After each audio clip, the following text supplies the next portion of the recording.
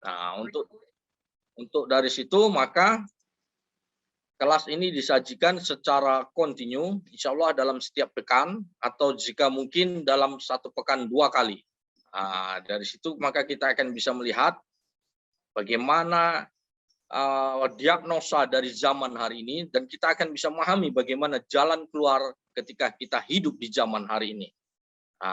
Maka sesi pertama kita akan mengulas dulu tentang filsafat yang berasal dari Mu'tazilah kemudian menjadi Renaissance.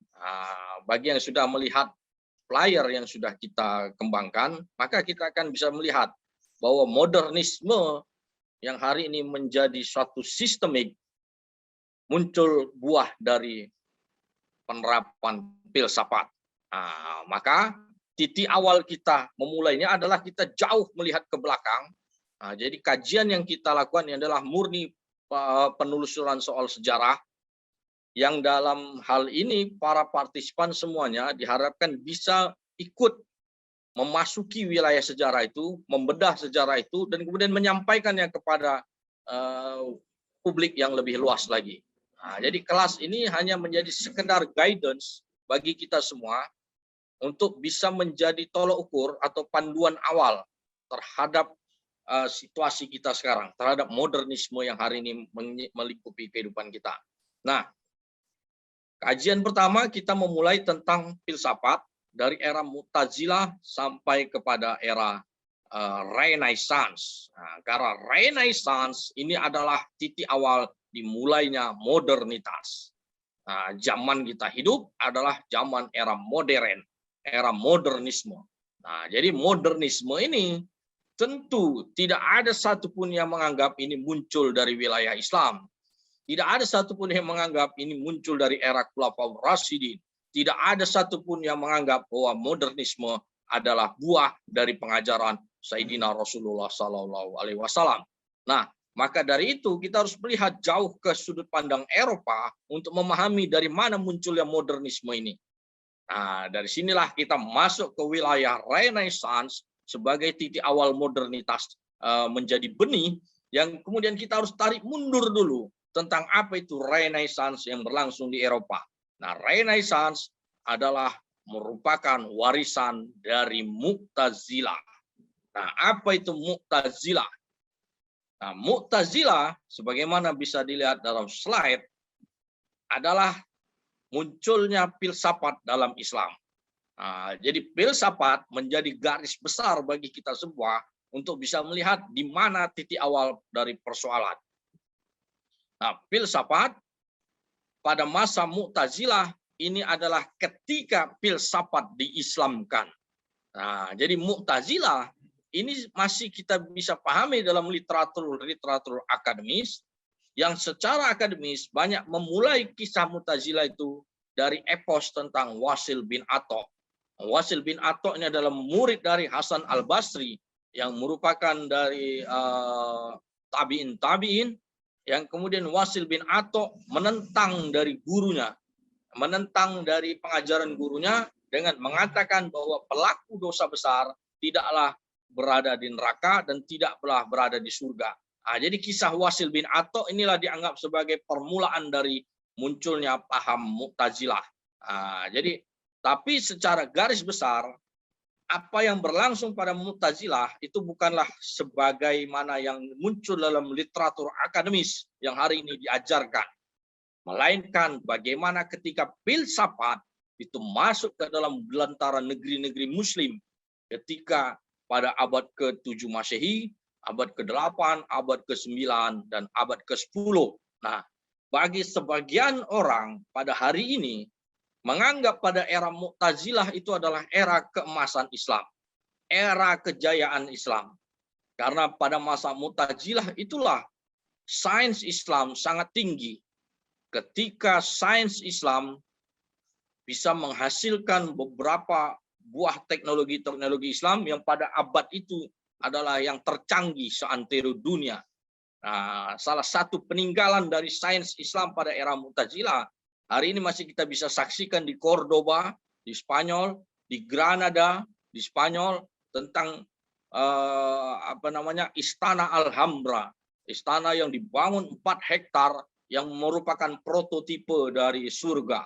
Nah, itulah istana terakhir dari kejayaan Andalusia sebelum kemudian Andalusia direbut oleh kaum kufar. Nah, jadi dari sanalah kita bisa melihat bagaimana sisa-sisa peninggalan Mu'tazilah dari segi fisikly. Nah, jadi yang mau kita bahas pada hari ini adalah bagaimana pengajaran Mu'tazilah itu sendiri ketika filsafat diislamkan. Nah, jadi salah satu epos tertinggi dalam masalah Mu'tazilah ketika era Mu'tazilah itu berkuasa dalam Islam, berkuasa dalam makna bahwa akidah Mu'tazilah itu menjadi akidah yang mayoritas pada zaman itu. Nah, jadi kalau hari ini di zaman kita hidup, akidah apa yang mayoritas di dunia hari ini? Tentu akidah yang mayoritas adalah akidah modernisme. Bahwa semua orang, arti mayoritas hari ini, manusia di belahan bumi manapun, tentu ketika berbicara modernitas, itu menjadi hal yang menjadi satu keyakinan yang besar. Nah, apa maknanya? Bahwa modernitas hari ini melahirkan yang namanya positivisme, melahirkan yang namanya hukum positif. Modernitas melahirkan yang namanya kapitalisme. Modernitas melahirkan yang namanya liberalisme. Nah, jadi artinya akidah modernitas, kepercayaan pada modernitas ini menjadi suatu hal yang mayoritas diyakini oleh umat manusia di seantero belahan dunia, baik di negeri barat maupun di negeri timur. Nah, inilah realitas yang kita hadapi pada hari ini. Nah, kemudian pada era Mu'tazilah kita balik mundur ke belakang, bahwa akidah kaum muslimin yang ketika itu banyak membesar adalah akidah dengan merujuk pada paham Mu'tazilah. Nah, paham Mu'tazilah adalah paham ketika filsafat diislamkan. Nah, beberapa khalifah ketika ajaran Mu'tazilah ini mencuat, maka mereka kemudian merujuk pada model manhaj Mu'tazilah tersebut. Jadi termasuk kita bisa melihat bagaimana Khalifah Harun al-Rasyid, Khalifah al-Ma'mun, al-Mansur, dan lain-lain beberapa khalifah. Nah, pada masa itulah suatu tragedi besar terjadi ketika disebut adanya ujian ketauhidan. Apa itu ujian ketauhidan? Itulah yang disebut dengan ujian al-mihnah, ujian ketauhidan. Nah, bahwa khalifah menganggap Al-Quran itu adalah makhluk. Nah, jadi inilah epos tentang kejadian Mu'tazilah yang sampai hari ini masih bisa kita dengar. Bahwa Al-Quran itu dianggap makhluk. Nah, sementara ulama-ulama Ahlus Sunnah wal Jamaah melakukan penentangan terhadap paham Mu'tazilah itu. Nah, kita bisa melihat bagaimana kisah Ahmad bin Hambal yang sudi dia untuk rela ditahan dalam penjara hanya untuk mempertahankan bahwa Al-Quran bukanlah makhluk. Al-Quran adalah kalamullah. Jadi dialektika perdebatan antara kaum Mu'tazilah dan ulama Ahlus Sunnah wal Jamaah ketika itu sangatlah besar. Jadi masuknya Mu'tazilah dalam zaman Islam itu bukanlah hal yang seperti seliweran belaka, melainkan ini berdampak kepada tauhid, berdampak kepada pemahaman, berdampak kepada ritual pelaksanaan keagamaan Islam ketika itu. Di samping satu sisi, orang-orang Mu'tazilah tentu bukan orang-orang yang ateisme. Mereka tetap merujuk pada Al-Quran dengan kepasihan dalam membaca Al-Quran. Nah, hanya mereka menggunakan filsafat secara ini untuk bagaimana menafsirkan Al-Quran dan mengaplikasikan Islam. Nah, dari sinilah nanti kita akan bisa melihat titik mula munculnya Renaissance di Eropa yang banyak mengambil pada pengajaran-pengajaran dari kaum Mu'tazilah. Nah, jadi pada era itulah buku-buku filsafat yang masuk ke dunia belantara Islam, karena ketika itu wilayah Islam sudah sangat membesar, sudah masuk ke wilayah Persia, menguasai beberapa wilayah ex-Romawi di wilayah timur, maka didapatilah buku-buku filsafat, buku-buku Plato, buku Aristoteles, buku-buku Ptolemeus, dan para filosof-filosof era Romawi itu diterjemahkan ke dalam bahasa Arab. Nah, dari situlah kemudian kaum muslimin berjumpa dengan filsafat. Nah, jadi sebelum Mu'tazilah, maka paham yang muncul adalah paham Qadariyah. Paham Qadariyah ini bahwa manusia dianggap memiliki kehendak, manusia dianggap memiliki kudrah dan iradah, yang kemudian itu diperkuat dengan buku-buku filsafat yang dijumpai oleh kaum muslimin pasca ekspansi ke negeri-negeri yang menganut filsafat sebelumnya. Nah, pada era Mu'tazilah itulah sains Islam yang tinggi, kemudian ada dua prototipe yang menjadi simbol kejayaan Islam, kemajuan Islam dari segi pemikiran, itulah munculnya dua perpustakaan besar. Pertama, itu yang disebut dengan perpustakaan Bait al-Hikmah di Baghdad. Perpustakaan ini berisi ribuan buku. Nah, buku-buku yang dikoleksi dalam perpustakaan itu adalah buku-buku filsafat yang sudah diterjemahkan maupun yang belum diterjemahkan ke dalam bahasa Arab. Nah, jadi kita bisa lihat bagaimana koleksi buku-buku filsafat itu sangat dikagumi. Nah, kemudian di Cordoba, jadi ketika itu Baghdad dan Cordoba ini seperti dua matahari yang saling bersaing dalam wilayah sains dan wilayah kejayaan Islam. Nah, di Cordoba juga dibangun filsafat yang sangat besar untuk mengimbangi Bait al-Hikmah. Itulah kita kenal Madinatul Az-Zahra. Jadi perpustakaan ini isinya adalah buku-buku filsafat. Nah, dari sini kita bisa melihat bagaimana pada masa era Mu'tazilah filsafat sangat dikagumi sekali. Filsafat menjadi manhaj yang jalan untuk memahami Islam. Nah, beberapa tokoh-tokoh Mu'tazilah yang sangat kita kenal, yang hari ini lebih dikenal sebagai tokoh filosof Muslim, filosof Islam. Nah, jadi maka kita memahami adanya dua sebutan, seolah ada filsafat timur dan ada filsafat barat.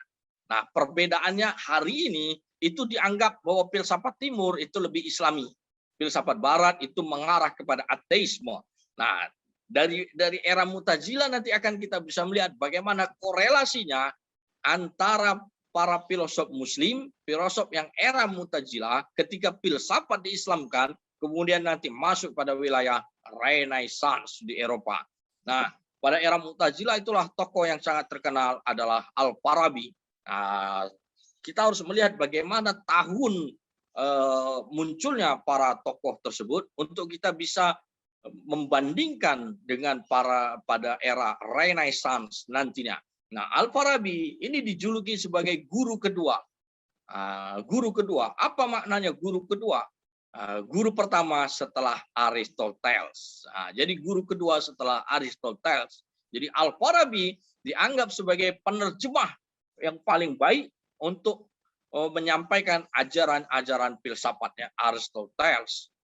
Beliau kemudian menulis sebuah buku tentang bagaimana pola kekuasaan Islam yang hari ini bukunya banyak beredar, itu disebut dengan istilah Madinatul Al-Fadilah. Bagaimana penerapan Madinah Al-Munawwaroh yang seharusnya dilakukan. Nah, Al-Farabi merujuk kepada kitab Republiknya Plato. Jadi dari sini nampaklah bagaimana Al-Farabi betul-betul mengambil intisari dari pengajaran Aristoteles maupun Plato.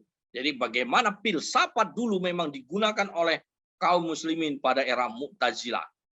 Kemudian muncul juga Al-Kindi menuliskan buku On First Philosophy, filsafat pertama. Jadi pengajaran filsafat betul-betul menjadi rujukan pada kaum muslimin di era Mu'tazilah. Nah, kemudian kita juga bisa mengenal yang namanya Ibnu Sina. Ibnu Sina dengan mengeluarkan kitab sains tentang medis yang sampai hari ini kitab itu masih dipergunakan di wilayah kedokteran. Kitab Al-Qanun fil Tib, kanon tentang medicine. Kemudian Ibnu Sina juga mengeluarkan kitab filsafat bahwa manusia adalah binatang rasional. Tentu ini merujuk pada pemikiran dari Aristoteles.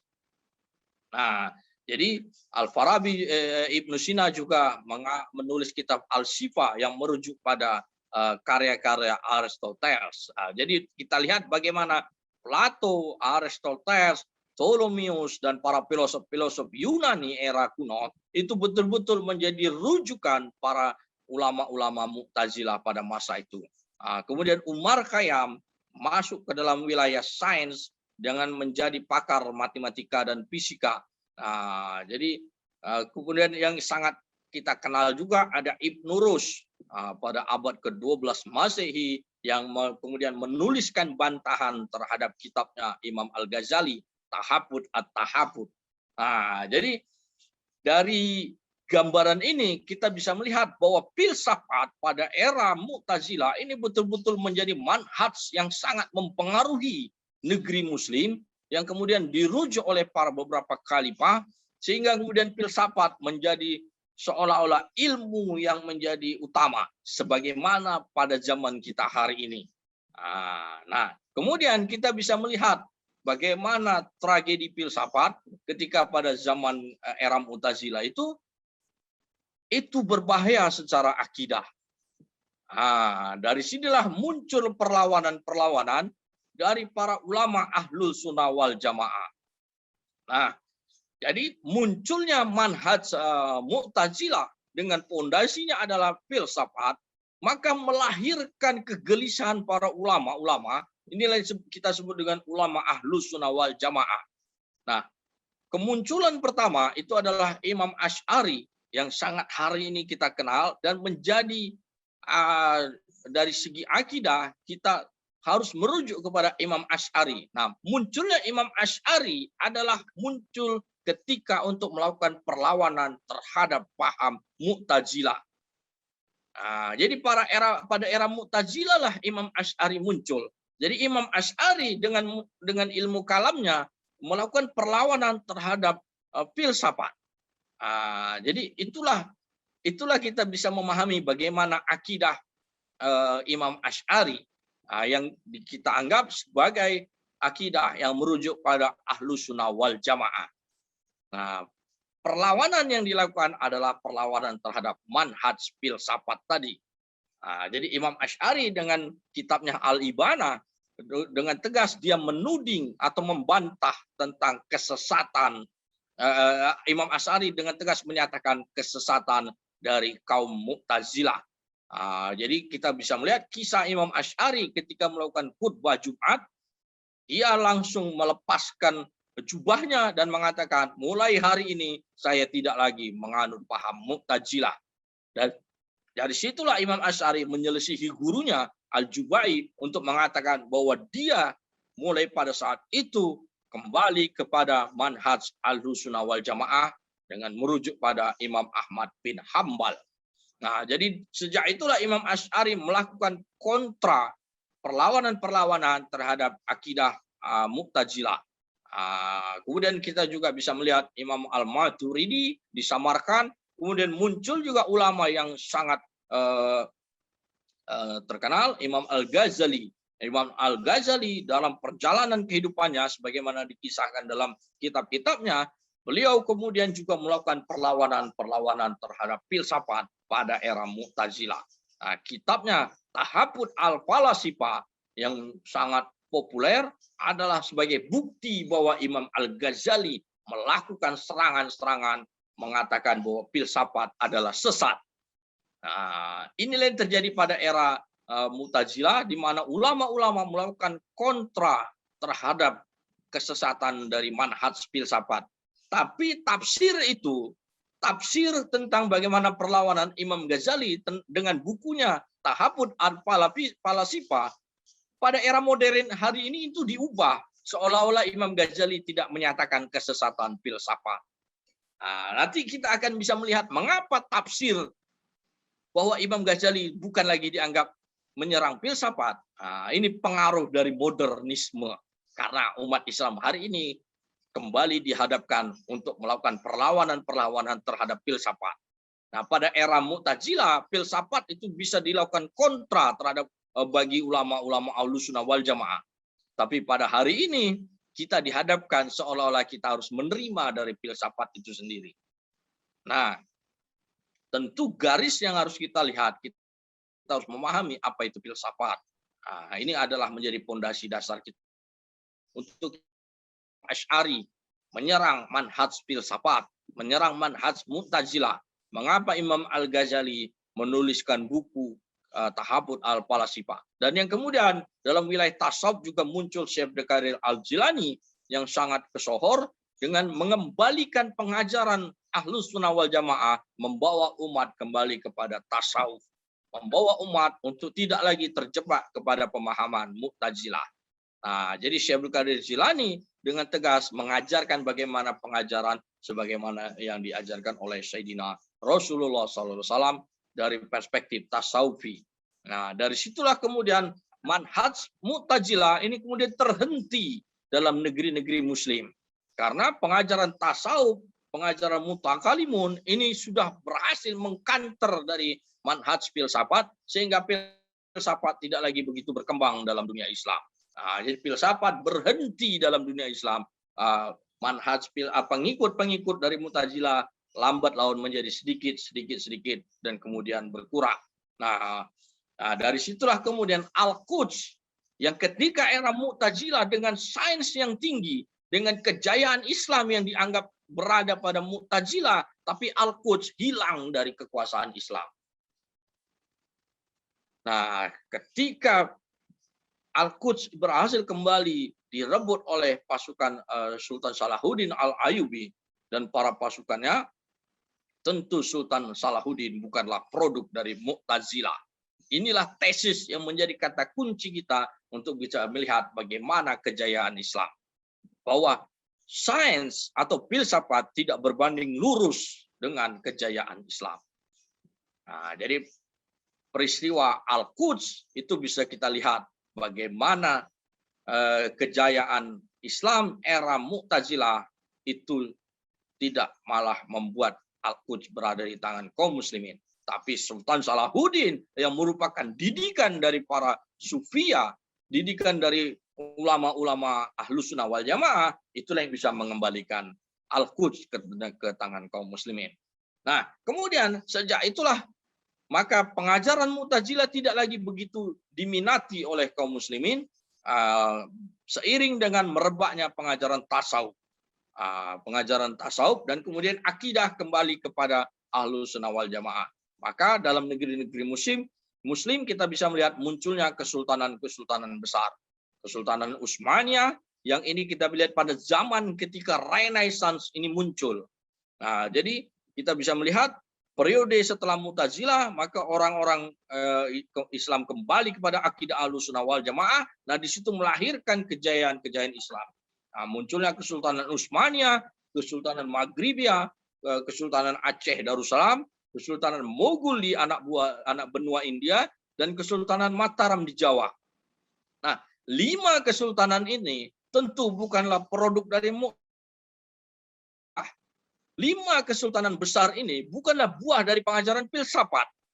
5 kesultanan besar ini yang pada satu zaman menguasai seantero dunia adalah buah dari pengajaran tasawufi atau bagaimana Islam diajarkan sebagaimana Rasulullah SAW mengajarkannya.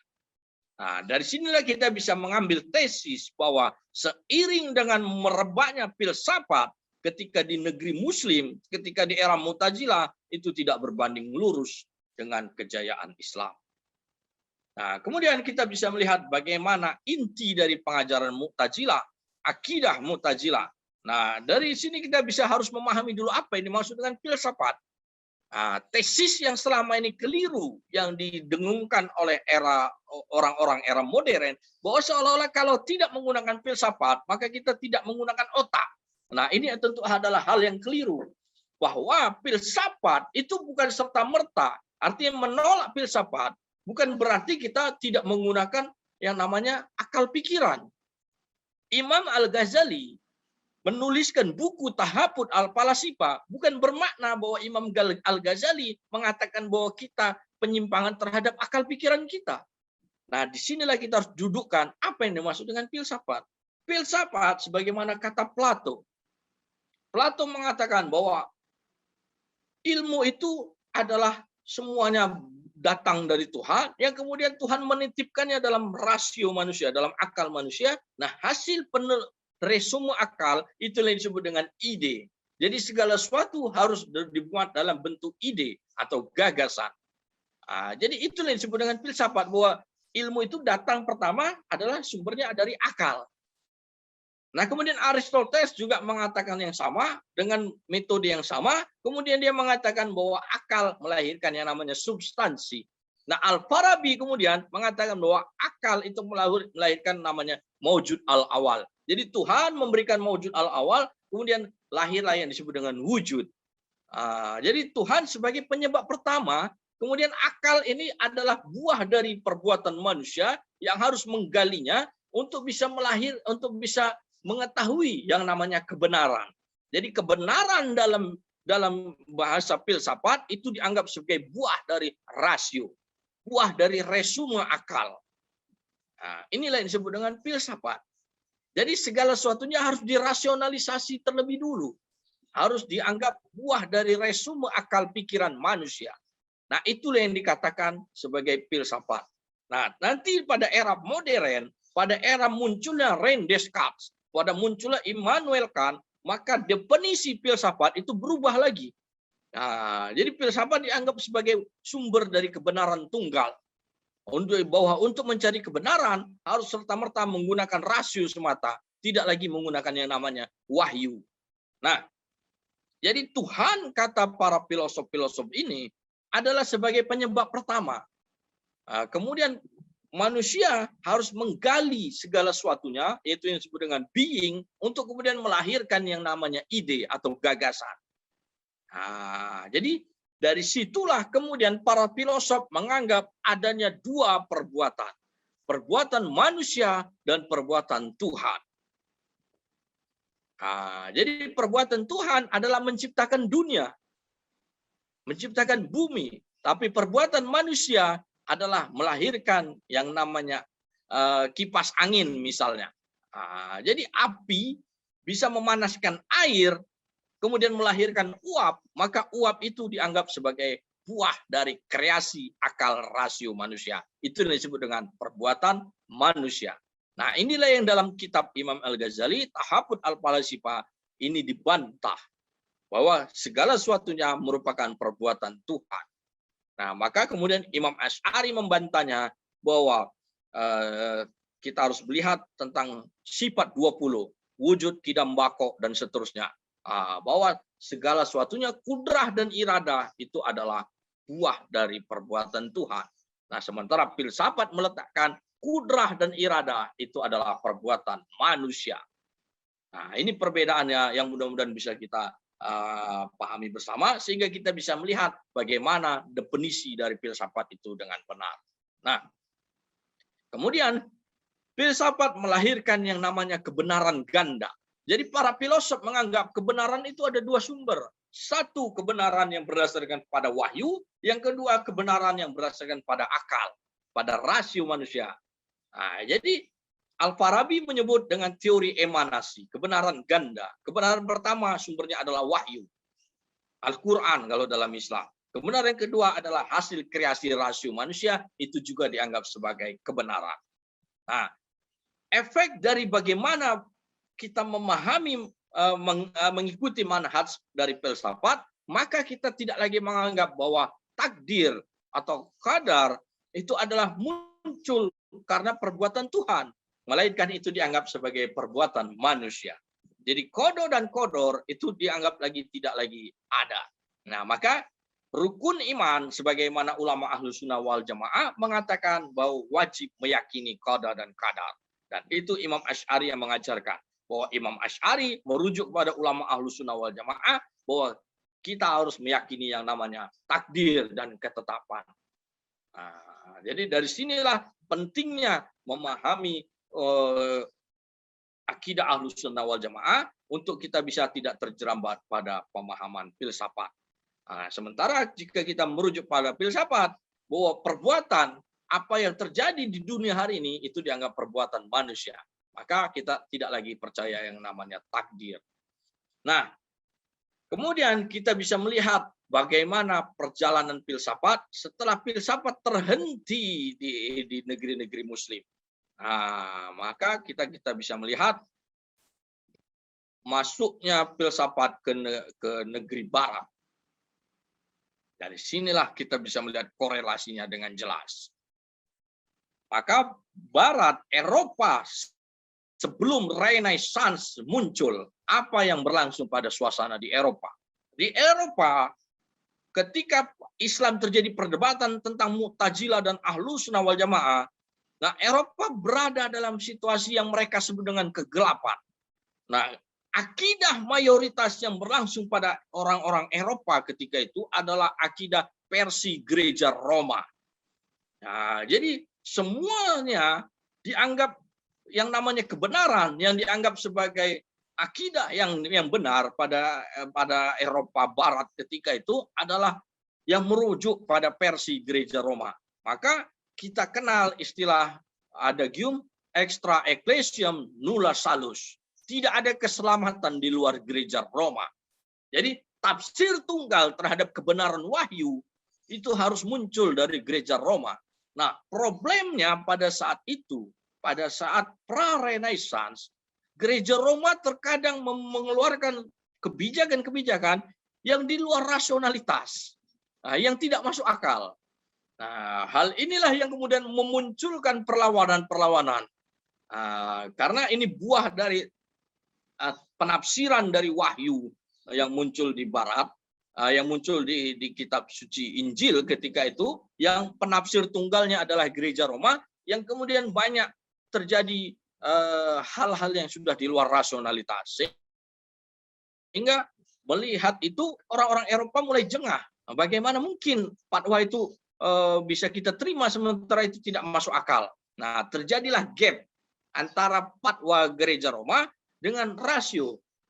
Dari situlah muncul minat orang-orang Eropa untuk memahami apa yang terjadi dalam belantara Islam. Sementara dalam Islam perdebatan antara rasio dengan wahyu itu sangat besar, sehingga membuat mereka kemudian memantik perdebatan-perdebatan itu. Kemudian ada gium yang terkenal juga pada era pra-Renaissance adalah Vox Dei, suara raja, suara Tuhan.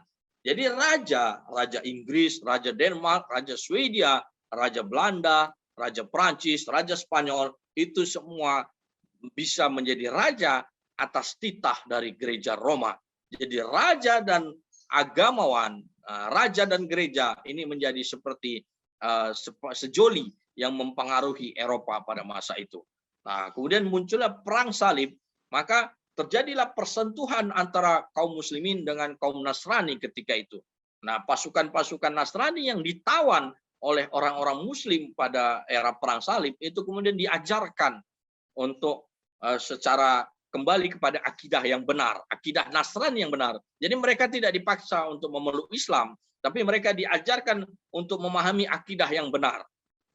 Nah, dari situ maka mereka dikembalikan ke Eropa. Maka orang-orang yang sudah dididik pada era penawanan perang salib yang sudah dididik oleh pasukan Salahuddin Al-Ayyubi dan lain-lainnya, maka kemudian mereka kembali ke Eropa dan mereka memiliki banyak ilmu pengetahuan. Nah, dari situlah kemudian rasionalitas mulai masuk dan mengular di Eropa. Nah, kemudian kejadian yang terpenting juga pada era pra-Renaissance adalah munculnya Magna Carta. Magna Carta adalah peristiwa bagaimana Raja Inggris tunduk kepada para baron. Nah, ini adalah satu kecelakaan besar bagi gereja Roma, bahwa raja itu adalah wakil Tuhan dan raja tidak mungkin tunduk kepada yang namanya rakyat. Nah, rakyat dalam hari ini adalah para baron. Jadi itulah Magna Carta, kita bisa melihat bagaimana kelompok gereja Roma itu mengecam terjadinya Magna Carta yang berlangsung di kerajaan Inggris. Nah, kejadian-kejadian ini maka memantik munculnya yang namanya Renaissance di Eropa. Nah, Renaissance, apa yang dimaksud dengan Renaissance? Renaissance adalah maknanya bahwa kita harus berpikir kembali, menggunakan rasio kembali. Nah, itu makna yang berlangsung pada era Renaissance. Artinya orang-orang Eropa harus kembali menggunakan akalnya, menggunakan rasionalitasnya untuk melakukan perlawanan-perlawanan terhadap yang namanya dogma gereja Roma. Nah, dari situlah mereka kemudian berjumpa yang namanya filsafat. Jadi pada masa Mu'tazilah, filsafat diislamkan. pada era Renaissance filsafat dikristenkan. Nah, jadi mudah-mudahan itu kita bisa melihat bagaimana korelasinya. Nah, filosof pertama yang muncul pada era Renaissance adalah yang disebut dengan Thomas Aquinas. Thomas Aquinas dari Italia. Dia sebelumnya belajar di Cordoba di Italia. Aquinas mengambil pengajaran yang datang dari Al-Farabi. Jadi kita bisa lihat perbandingan antara tahun munculnya Thomas Aquinas dengan tahun munculnya era Mu'tazilah. Jadi jauh sebelum Renaissance, maka terjadi filsafat sudah menjadi satu hal yang dibahas dalam Islam pada era Mu'tazilah. Nah, jadi Renaissance berlangsung pada abad 13, 14, 15, 16 Masehi. Nah, jauh sebelum era itu, maka filsafat sudah berkembang dalam Islam. Nah, dari situlah kemudian Thomas Aquinas menuliskan buku yang sangat terkenal, Twiswarden Theory. Teori dua belah pedang. Apa maknanya? Kebenaran itu ada dua, kata Thomas Aquinas. Kebenaran pertama adalah kebenaran wahyu. Kebenaran kedua adalah kebenaran ala filsafat. Jadi Thomas Aquinas mengutip pengajaran mengutip pengajaran Al-Farabi dengan mengatakan teori emanasi. Nah, itulah yang diambil oleh Thomas Aquinas, kemudian dibawa ke belantara Eropa dengan mengatakan bahwa kebenaran filsafat itu juga dianggap sebagai satu kebenaran. Nah, dari Thomas Aquinas maka memantik para filosof-filosof lainnya di Eropa untuk mengembangkan manhaj filsafat untuk melakukan perlawanan terhadap akidah Jabariyahnya gereja Roma. Nah, dari sinilah kita bisa melihat korelasinya. Kemudian munculnya Kopernikus. Jadi kisah Kopernikus dengan teori heliosentrisnya, dia melakukan perlawanan terhadap dogma gereja Roma. Gereja Roma mengatakan bahwa bumi adalah pusat tata surya. Kopernikus mengatakan bahwa bumilah yang mengelilingi matahari. Dari mana Kopernikus mendapatkan teori itu? Teori itu ternyata dikutipnya dari Al-Battani. Nah, jadi ada sekitar 3 abad kemudian barulah Kopernikus mengeluarkan teori itu, teori heliosentris di Eropa yang sebelumnya sudah digaungkan oleh Al-Battani pada era Mu'tazilah. Nah, kemudian kita bisa melihat bagaimana Christopher Columbus abad 15 yang dianggap sebagai mengelilingi dunia. Ternyata dia menggunakan peta atau geografi, buku geografi yang ditulis oleh Al-Jayani yang sudah muncul pada abad 11. Ya, kemudian Thomas Hobbes dengan teorinya free will, kehendak bebas, sebagaimana yang dia keluarkan dalam kitabnya Leviathan. Hobbes mengutip bukunya Ibnu Tufail. Ibnu Tufail menuliskan satu buku yang sangat terkenal tentang kisah seorang manusia yang dibesarkan oleh kera yang kemudian menjadi karakter yang memiliki karakter bebas. Nah, jadi kisah Ibnu Tufail itulah yang menjadi fondasi dari Thomas Hobbes untuk menelurkan teori free will, teori kehendak bebas, bagaimana dalam kitabnya Leviathan. Nah, kemudian ada Roger Bacon mengutip kitabnya Al-Haytham atau Ibnu Hazm yang muncul pada era Mu'tazilah. Kemudian ada lagi Ibnu Rushd, bukunya yang kemudian sangat populer, dicetak dan diterjemahkan ke dalam bahasa Latin, dicetak di Venice di Italia. Nah, kemudian ada Tycho Brahe, Kepler dan lain-lain, Galileo Galilei yang kemudian meneruskan teori-teori heliosentris yang muncul pada era Mu'tazilah. Dari sinilah kita bisa melihat bagaimana sanad munculnya para filosof-filosof Renaissance, terutama filosof kosmosentris yang kemudian mengambil pada orang-orang era para filosof Muslim pada era Mu'tazilah. Dari sinilah kita bisa melihat bahwa pengajaran filsafat Mu'tazilah itulah yang masuk ke Renaissance di Eropa. Nah, literatur ini masih bisa kita lacak. Jadi partisipan nanti setelah ini akan bisa melihat bagaimana perjalanan sejarah tentang munculnya Renaissance itu adalah buah dari pengajaran era Mu'tazilah. Nah, kemudian apa yang berlangsung pada era Mu'tazilah, pada era Renaissance maksud saya. Nah, teori yang muncul pada era Mu'tazilah itu kemudian teori yang dipergunakan juga pada era Renaissance, terutama dalam persoalan terhadap Tuhan. Jadi yang namanya peradaban selalu muncul adalah tentang bagaimana cara memandang terhadap Tuhan. Nah, pada Renaissance, maka teori yang muncul adalah Tuhan dianggap sebagai pembuat jam. Kalau jam selesai dibuat, maka jam berjalan dengan sendirinya. Nah, ini sebagaimana pengajaran era Mu'tazilah bahwa Tuhan sebagai pembuat di awal. Manusialah yang kemudian berkehendak dalam peristiwa. Jadi jam, Tuhan itu hanya dianggap sebagai pembuat jam. Setelah jam selesai dibuat, maka jam itu berjalan dengan sendiri. Jadi manusia yang menentukan kehidupan dunia. Nah, inilah yang menjadi adagium terkenal, doktrin yang menjadi masuk dalam wilayah Renaissance. Nah, inilah yang kemudian diambil sebagai akidah pemahaman untuk melawan dogma gereja Roma. Jadi Tuhan dianggap sebagai penyebab pertama. Penyebab kedua itu adalah manusia. Jadi manusia yang menentukan takdir. Manusia yang menentukan titik kejadian, bukan Tuhan. Nah, ini pengajaran-pengajaran yang muncul pada era sejak munculnya filsafat. Nah, kemudian pada era Renaissance, filsafat yang muncul adalah filsafat skolastik. Jadi skolastik ini masih filsafat ketuhanan. Maka inilah menjadi kosakata kita yang kita pergunakan era modern. Muncullah kata school, sekolah. Jadi school itu berasal dari kata skolastik. School, sekolah. Itulah school, skolastik dari bahasa Latin, diterjemahkan menjadi bahasa Inggris menjadi school. Kita serap menjadi bahasa Indonesia menjadi sekolah. Jadi sekolah itu adalah pengajaran rasionalitas yang muncul pada era Renaissance. Nah, kemudian dari filsafat melahirkan yang namanya teori politik, teori ekonomi, dan teori positivisme. Ini akan kita bahas lebih dalam pada sesi kedua.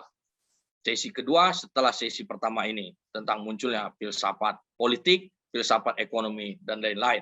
Nah, jadi dari sini kita bisa melihat bagaimana Renaissance di Barat itu pada saat Renaissance muncul, maka kejayaan Islam berlangsung di Timur. Jadi Islam yang berjaya sebagaimana 5 kesultanan tadi yang saya sebutkan adalah periode ketika Islam tidak menggunakan filsafat. Periode ketika Islam berlepas diri dari manhaj filsafat. Jadi sementara di Barat Renaissance menggunakan filsafat, ini kemudian memunculkan kejayaan pada era mereka sehingga melahirkan yang namanya modernitas. Modernitas inilah yang kemudian memantik seantero dunia menjadi satu akidah yang hari ini wajib kita patuhi. Inilah disebutkan yang akidah yang memaksa. Kalau dalam bahasa Islam inilah mulkan jabarian, bahwa penguasa yang memaksa. Jabar, dari kata jabar, pemaksaan. Jadi nanti kita akan bisa melihat bagaimana korelasinya apa yang berlangsung pada era Mu'tazilah, Renaissance, dan kemudian melahirkan yang namanya modernisme.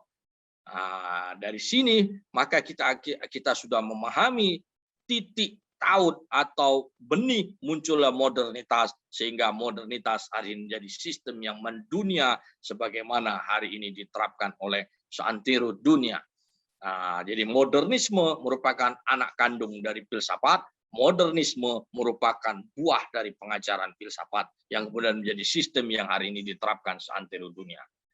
Jadi mudah-mudahan apa yang kita paparkan hari ini bisa kita pahami, bisa kita elaborasi lebih lanjut, dan kita bisa untuk mengembangkan positioning ini lebih lanjut sehingga kita bisa memahami apa menjadi persoalan kita. Nah, tentu ini akan berlanjut terus untuk kita kaji lebih dalam untuk bisa melihat bagaimana problematika peradaban kita hari ini, peradaban di zaman modern kita hari ini, sehingga kita bisa melihat bagaimana diagnosanya dan bagaimana obat penyembuhannya, tentu dari sudut pandang Islam. Nah, jadi ini yang bisa Al-Fakir sampaikan. Mudah-mudahan partisipan bisa mengikutinya, dan apabila ada yang ingin didiskusikan, dipertanyakan, dikomentari, saya persilakan kepada partisipan sekalian.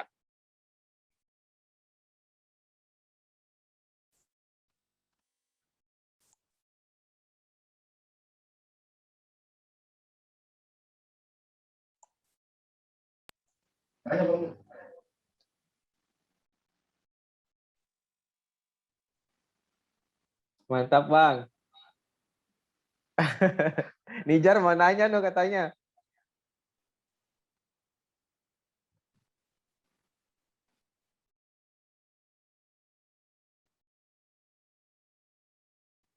Ya, baik.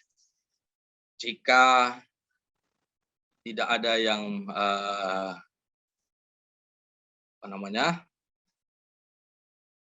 pertanyaan atau statement atau hal-hal yang perlu kita diskusikan, maka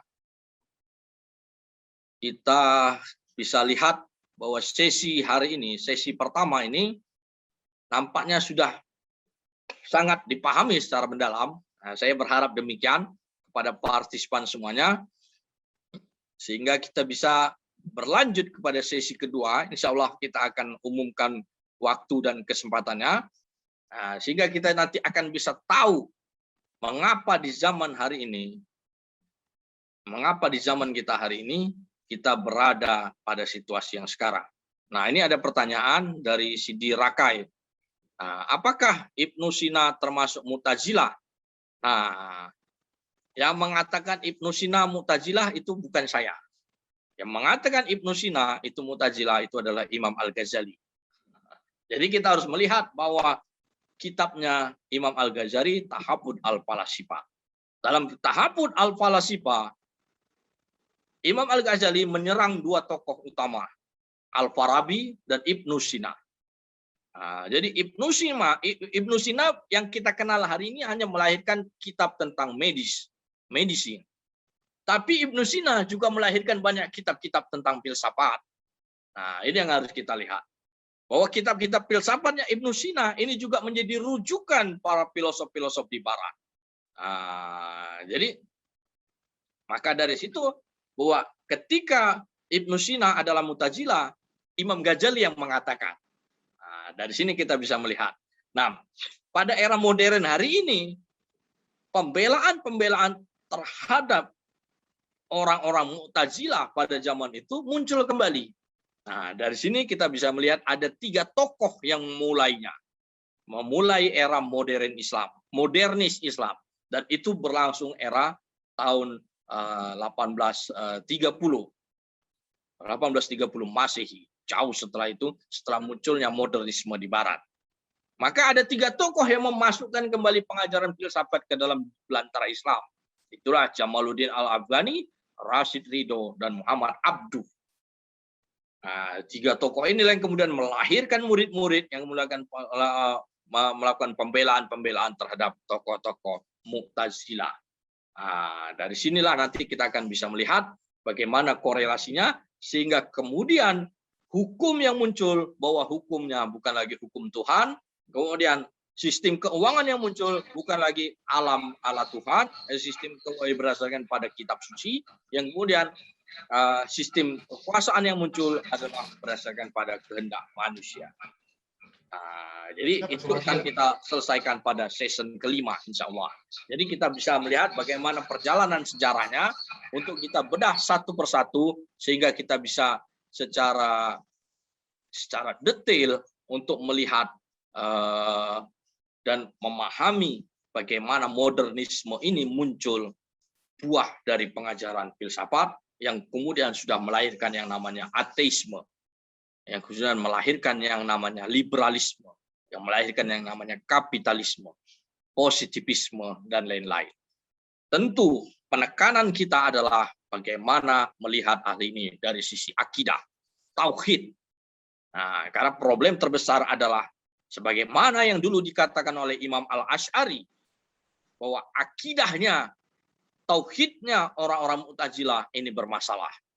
Dulu orang-orang Mu'tazilah itu masih membaca Quran, masih hafal hadis, masih hafiz, masih dan lain-lain. Itu saja dikatakan sebagai tauhid yang keliru ketika mereka merujuk pada filsafat. Nah, hari ini kita bukan lagi berhadapan dengan orang Mu'tazilah, kita berhadapan dengan filsafat ateisme. Sebagaimana kata Imam Al-Ghazali, filosof itu ada tiga jenis. Filosof ilahiyun, filosof tabi'iyun, dan filosof dahriyun. Filosof ilahiyun ini adalah filosof ketuhanan. Apa yang dimaksud dengan siapa yang disebut dengan filosof ilahiyun? Socrates, Plato, Aristoteles, Al-Farabi, Ibnu Sina, ini digolongkan filosof ketuhanan, filosof ilahiyun. Nah, kemudian ada filosof tabiiyun, filosof naturalisme. Siapa yang disebut dengan filosof naturalisme? Thomas Aquinas, Grotius, dan lain-lain. Ini disebut dengan filosof naturalisme. Filosof tabiiyun. Nah, kemudian filosof jenis yang ketiga adalah filosof dahriyun, filosof ateisme. Filosof ateisme, siapa yang disebut filosof ateisme? Nah, hari ini kita berjumpa dengan filosof-filosof ateisme. Inilah kita kenal dengan René Descartes, Immanuel Kant, Einstein, Newton, dan lain-lain. Nah, teori-teori mereka lah yang kemudian melahirkan sistem era modern hari ini. Nah, persoalan kita hari ini adalah kita berhadapan dengan teori-teori filosofnya Dahriyun atau filosof ateisme. Insya Allah itu kita akan dibahas pada session terakhir tentang bagaimana jalan keluarnya dalam menghadapi persoalan akidah yang muncul pada era modern. Jadi mudah-mudahan ini bisa ya, pertanyaan kemudian, apakah hari ini tidak ada lagi Mu'tazilah melainkan modernisme? Jadi secara person Mu'tazilah tidak lagi kita jumpain memang, tapi secara pengajaran Mu'tazilah ini berganti baju menjadi yang namanya Renaissance, dan kemudian lebih ekstrim dari Mu'tazilah, itulah modernisme. Lebih ekstrim dari Mu'tazilah. Pada era Mu'tazilah, kata Syekh Umar Fadilo, Mu'tazilah tidak sampai merubah syariat Islam, tapi modernisme sampai merubah syariat Islam. Karena pada era Mu'tazilah, mereka masih dikategorikan sebagai filosof ilahiyun. Hari ini kita berhadapan dengan yang namanya filosof dahriyun, filosof ateisme. Tentu kita berhadapan dengan yang lebih ekstrim dari Mu'tazilah. Jadi inilah yang menjadi kata kunci buat kita tentang bagaimana pengaruh dari filsafat. Nah, pertanyaan kemudian, seberapa besar peran kekuasaan atau kerajaan atas tersebarnya paham Mu'tazilah? Kita bisa melihat pada era Harun al-Rasyid, pada era Khalifah al-Ma'mun, atau Khalifah al-Mansur. Jadi ada 4 khalifah pada periode era Islam ketika itu. Mereka sangat terpengaruh paham Mu'tazilah. Pengaruhnya adalah, dampaknya adalah ketika muncul teori al-mihnah, teori ujian ketauhidan, bahwa semua ulama dites tauhidnya. Siapa yang mengatakan bahwa Al-Quran bukanlah makhluk, maka itu kemudian dihukum penjara. Sebagaimana Imam Ahmad bin Hambal yang dihukum 8 tahun penjara hanya karena mengatakan bahwa Al-Quran bukanlah makhluk. Al-Quran adalah kalamullah. Nah, jadi dari situlah nampak bagaimana filsafat yang katanya adalah memberikan kita kebebasan, ternyata faktanya adalah memberikan kita pemaksaan. Sebagaimana era modernisme hari ini yang bisa kita rasakan. Bahwa filsafat kemudian menjadi bentuk pemaksaan.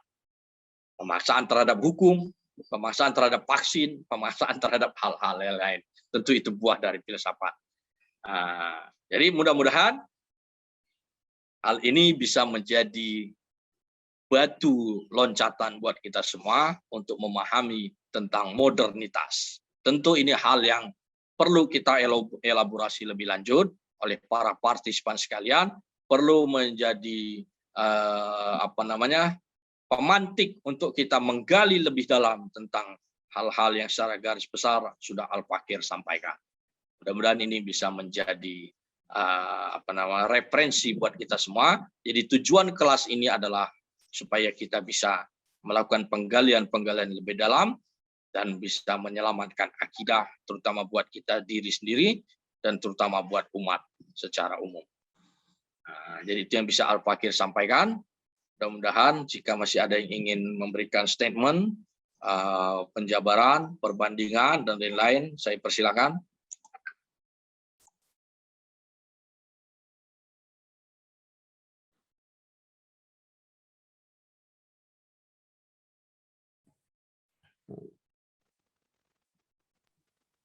Bang. Ya, silakan. Sidi Dede. Assalamualaikum, iya, Assalamualaikum warahmatullahi wabarakatuh.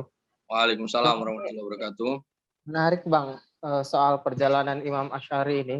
Yang pertama dia seorang pentolan Mu'tazilah, kemudian dia memberontak seperti yang Abang bilang menjadi salah satu founding father salah akidah kita ya Bang sampai sekarang.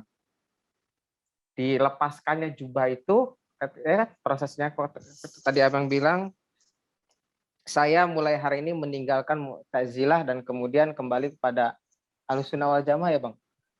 Nah itu yang apa yang terjadi sebenarnya ketika itu Bang, sampai-sampai ulama ketika itu kan kita bisa menyimpulkan bahwa tidak ada patokan akidah yang disepakati oleh umat ketika itu.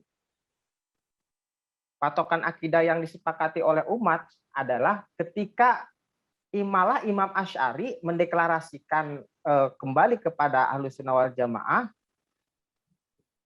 dan kemudian memberontak Mu'tazilah itu sendiri. Sebenarnya yang terjadi kondisi sosial politik ulama ketika itu seperti apa? Kenapa tidak ada fondasi akidah gitu Bang? Yang disepakati oleh umat. Kalau sekarang kan ada nih. Akidah kita ya ngikuti Imam Asy'ari sama Imam Maturidi. Tapi ketika itu tidak ada sama sekali fondasi akidah yang kita pegang gitu. Malah terpencar-pencar. Mana yang dominasi tadi Mu'tazilah gitu. Ada keterputusan kan pada saat itu dari zaman Nabi, Khulafaur Rasyidin, Imam Ali jatuh, artinya keterputusan itu. Nah, apa yang terjadi gitu Bang? Ulama saat itu apa yang terjadi? Itu aja Bang, makasih Bang. Oke, baik. Jadi begini cara kita melihat dan membaca Imam Asy'ari.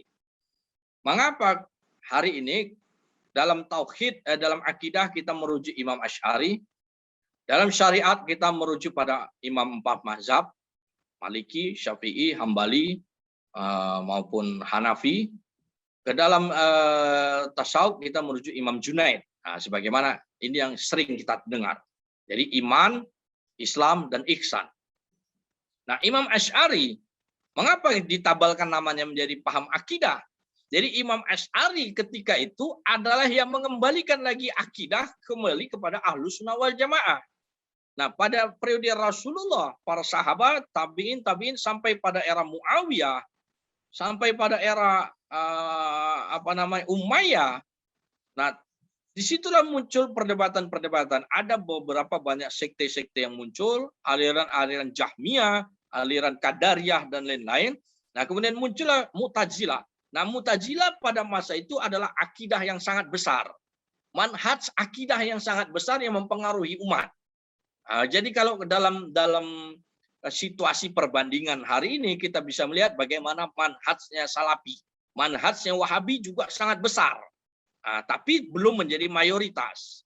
Nah, karena manhajnya Wahabi tidak sampai memaksa orang, tapi manhajnya Mu'tazilah itu sudah sampai memenjarakan orang apabila tidak bersepakat dengan manhaj mereka dari sisi akidah. Bukan berarti tidak ada kesepakatan akidah.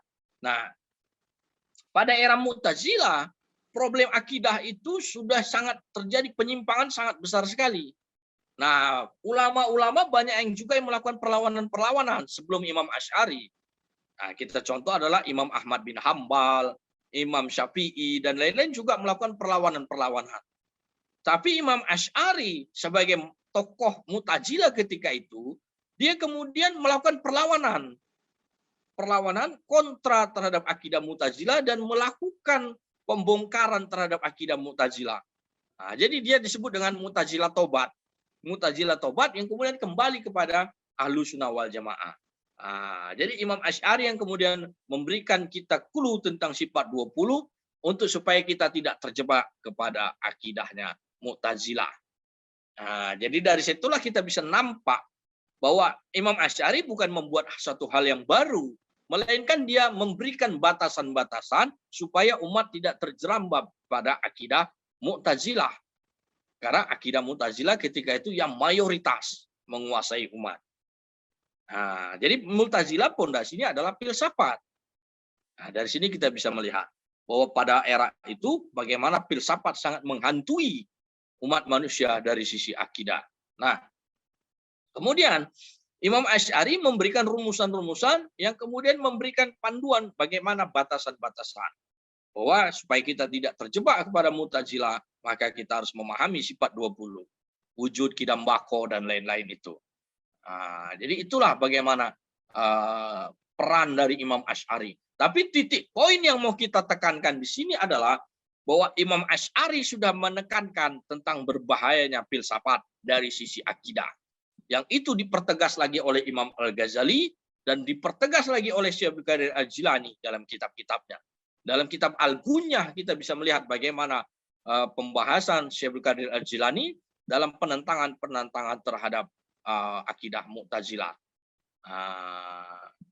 Jadi inilah kita bisa melihat bagaimana korelasi filsafat dalam membangun akidah. Korelasi filsafat dalam melahirkan yang namanya manhaj terhadap Mu'tazilah. Nah, dalam Islam perdebatannya sangat luar biasa ketika munculnya Mu'tazilah. Kemudian dalam wilayah Kristen di Eropa, ulama-ulama ahlu sunnah mereka itu tidak cukup kuat untuk melawan dari para Renaissance tadi. Maka yang kemudian ulama-ulama gereja tersingkir. Mereka kalah dan maka muncullah yang namanya modernisme. Nah, dari sinilah kita bisa melihat korelasinya. Kemudian setelah munculnya modernisme, abad 17, abad 18, apa yang terjadi dalam Islam? Yang terjadi dalam Islam, mulailah dikembalikan lagi pengajaran-pengajaran neo-Mu'tazilah, bahwa filsafat seolah-olah sesuai dengan Islam. Nah, dari sinilah kemudian mulailah titik persahabatan untuk mengembalikan filsafat seolah-olah itu sesuai dengan Islam. Nah, sementara dalam era Mu'tazilah, Imam Asy'ari, Imam Ghazali, Syekh Abdul Qadir Al-Jilani, sampai dengan mukaddimahnya Ibnu Khaldun, mereka melakukan penentangan yang keras terhadap munculnya filsafat.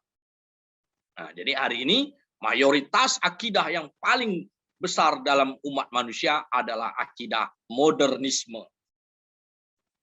Nah, inilah yang menjadi ancaman buat kita semua. Karena di dalam modernisme inilah menjadi landasan terhadap kapitalisme, menjadi landasan terhadap liberalisme, terhadap positivisme, terhadap politik. Nah, jadi dari sini nanti kita akan bisa, session kedua kita akan bisa membahas itu secara mendalam. Nah, jadi kira-kira ada lagi yang ingin dipertanyakan pada partisipan sekalian?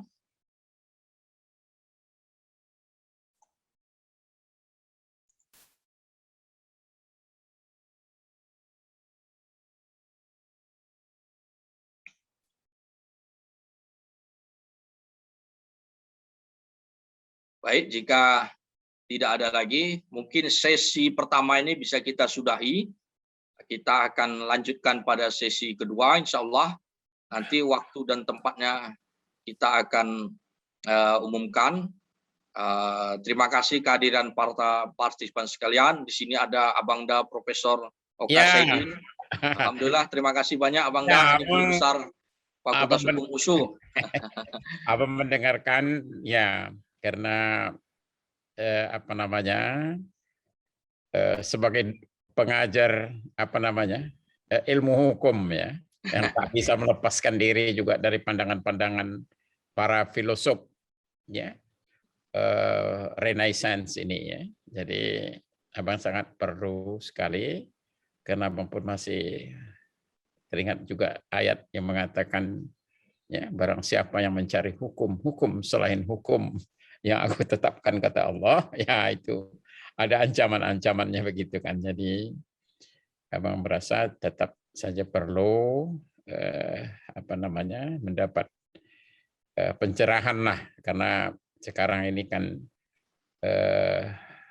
kita bisa mendapatkan banyak ya pengetahuan, pemahaman dari media ya, juga bisa dari buku-buku, tapi abang selalu mau mencari sumber yang lebih valid lah begitu.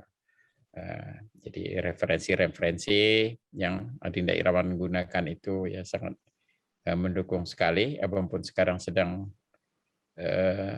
mencari juga referensi buku terakhir yang Dinda sebutkan itu, tapi Abang belum dapat itu apa Syekh apa itu yang Abdul kemarin. Qadir As-Sufi ya Bang. Iya. Itu Oh di, ya. itu di mana? Insya Allah itu bukunya masih belum banyak di sini Bang. Nanti insya Allah saya kirimkan ke Abang di Medan insya Allah. Bisa dapat itu. Abang sudah cari juga kemarin di toko buku apa namanya Wali Songo, tak ada katanya. Iya. Nah, tapi mungkin di Jakarta mungkin ada barangkali ya. Ya, terima kasih Dinda, Abang akan ikuti terus diskusi-diskusi yang menarik ini. Ya, ya mudah-mudahan kawan-kawan yang lain juga bisa terus ikut berpartisipasi. Ya, jadi sekarang Abang belum bisa kasih komentar, ya karena ya terus terang ini apa namanya belum sempatlah Abang selami gitu ya secara mendalam gitu ya. Jadi dulu ya belajar filsafat Islam itu ya mungkin Adinda pun ikut dulu ya waktu Dr. Ramlan Yusuf Rangkuti yang memberikan bagaimana ya Al-Kindi Al-Farabi ya segala macam lah tadi yang juga ini. Jadi sekilas begitu saja.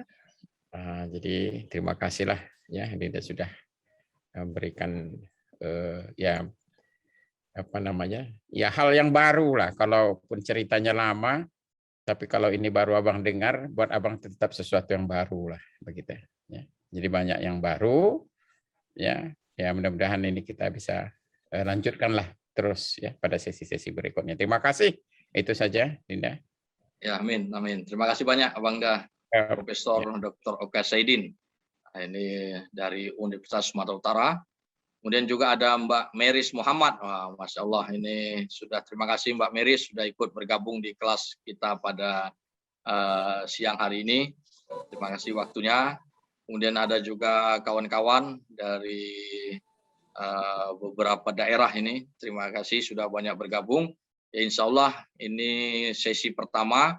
Kita akan sudahi dulu. Kita akan berlanjut pada sesi kedua.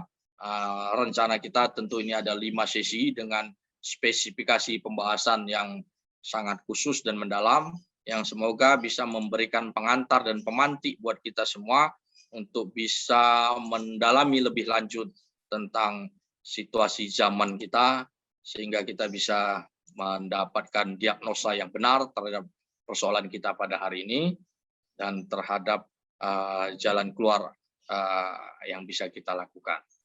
Saya sudahi dulu sesi pertama kajian Akademi Politik Mahkamah Institut. Saya ucapkan terima kasih pada seluruh partisipan. Wabillahi taufik wal hidayah. Wassalamualaikum warahmatullahi wabarakatuh. Terima kasih Mas Irawan. Terima kasih Mbak Meris. Terima kasih Bang. Mantap.